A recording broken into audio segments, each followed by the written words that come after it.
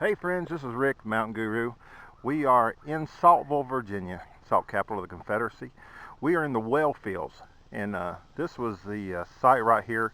Not only was it the site of the one of the battles, the final battle of Saltville from the Civil War, but it is also site of archaeological and paleontological, I think I said that right, digs where they unveiled some dinosaur remains and the remains of a woolly mammoth. I looked up some stuff and found out a whole lot of interesting stuff here. In 1748, the Walker expedition came over and began I guess an investigation, if that's what you want to call it, of the area. 1778, Madam Russell came in the area. That was not long after 1776 when our country was basically became a country and declared its independence from Great Britain. But she was the sister of Patrick Henry that made the famous "Give me liberty or give me death" speech. But then we go on. I think this stuff's really interesting because we don't realize how important our area is. But to think that they, at one time dinosaurs walked right through these marshes because of the salt. And if you'll, there's a place in Africa where the elephants go and they stick their trunks down in water just like this, and they blow bubbles, and it brings the salt up, and they drink the salt water. And pretty much the same thing took place, I would think, with the mastodons and the mammoths. Which was kind of like elephants. I guess they would be considered pachyderms, but they did pretty much the same thing. And for some reason, I guess they get in the mire, the muck of these swamps, and they would probably, I guess, drown. We don't know really what happened, but in 1798, William King came to the area, and he began to commercially produce salt from this area. And 1856, of course, the railroad came through the area, and then there was 1864. That's when this is one of the major places that the government basically wanted to take over during the Civil War because of all the salt residue, the salt that was mined from these salt wells, because it would enable the South, because this was primarily almost every state in the South had a salt production company here, and they wanted to wipe all that out and pretty much starve the South out. The final Battle of Saltville in 1864 was fought down here. They tried once to take Saltville. It didn't work. So a couple months later, in December, I believe it was, they came back, and the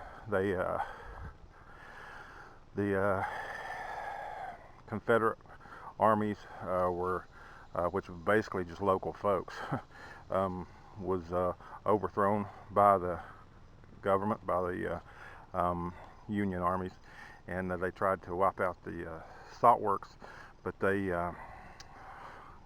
destroyed the pumps and things like that. But just within a matter of days, the people had them going again. So they really didn't accomplish too awful much there because the folks had such willpower to keep it going. But it's funny about this area right through here. This is a salt marsh. You find a lot of flowers, a whole lot of different kinds of plants that you don't find in this area. Most times you'll see it in like salt marshes of Northern Virginia or Maryland or South Carolina, Georgia, Florida, because there are salt deposits still here, and even sometimes migrating birds will come here that are mainly seen in those salt marshes. But around 1898, a boom hit Saltville. It became pretty much a metropolis. You wouldn't think it took that. Now it's just a little country town. But from about 1898 to about early 1920s, it was booming. I mean, there was houses being built, churches being built, businesses open up. There was all kind of bars and theaters and restaurants, even a golf course, and all of these things just started to boom a lot, pretty much because of the salt company that was here. It became commercial.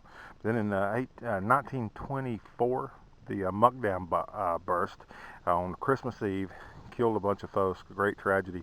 We'll talk about that a little later on.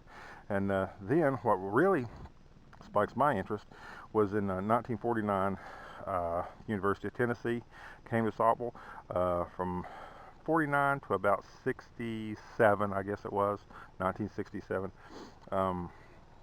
Everyone took a real interest, especially in the archaeological and paleontology here, to dig up old sites of not only the dinosaurs, but Indian. There was a large Indian village here. And the Smithsonian Institute and Carnegie Institute took a great interest in this area also. So there was a whole lot of things going on around here. The Saltville had a large hand in putting a man on the moon in about 1969. So I mean, there's a whole lot of things that right in our own backyard that we don't know about, and it's not really taught in public school. But it's just some really interesting stuff. But then in 1997, the Museum of the Middle Appalachians was opened up in Saltville, and that's where we want to go right now. I've already talked to them, already got permission to come in. I told them what we were doing, how we were doing these vlogs, and they welcomed us. And it's a great little museum, and we'll just go on over there right now and take a look around. I believe they've got some remains of the woolly mammoth that was found in this spot right here. So we'll run on over there and see what we can find in the Museum of the Appalachians. Well, here we are inside the Museum of the Middle Appalachians, and this is the remains or reproduction of woolly mammoth. This is similar to what they found in the salt wells where we were just a while ago. And one of the main differences between a mammoth and a mastodon is their teeth. Now see, this is a mastodon's teeth. You'll notice the points and the cone-shaped teeth, where over here is a mammoth teeth. It's more grinder, like a molar. But I have to be very careful in here because a lot of these items are copyrighted. But I thought this was just awesome. And it's right here in our backyard. If you just come down, $5. You stay as long as you want to. It's awesome, awesome place. Super nice people, all kinds of everything from music. Takes you clear back to the Ice Age and brings you right up to the Space Age. I noticed on their brochure, as we was talking about in the well fields.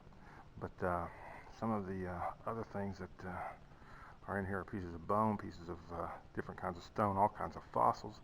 They have an Indian village, comes up through the Civil War. Talks about the Spanish conquistadors when they came to this area. Here's some more mammoth bones.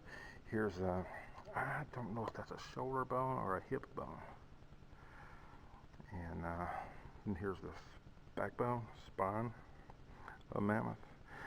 Just amazing stuff. So here's a tooth, another tooth of a mammoth. Some more things that they dug up. Pretty interesting stuff. So if you ever get to the Saltville area, be sure and drop in, check this out, because this is awesome. Great for kids, and it has a lot of interactive things. And gosh, this was probably a mammoth. Mammoth had a hump on their back with a fat reservoir, kind of like a camel. And that's why they think they lasted longer than the mastodons. And I was talking to a friend about mastodon, and they said, "Oh, that's a grape. That's a muscadine." There's a difference between a mastodon and a muscadine. But anyway, I just wanted to share this with you, and just tell you, if you ever get to Saltville, be sure and drop by. It's the Museum of the Middle Appalachians. You will not regret it.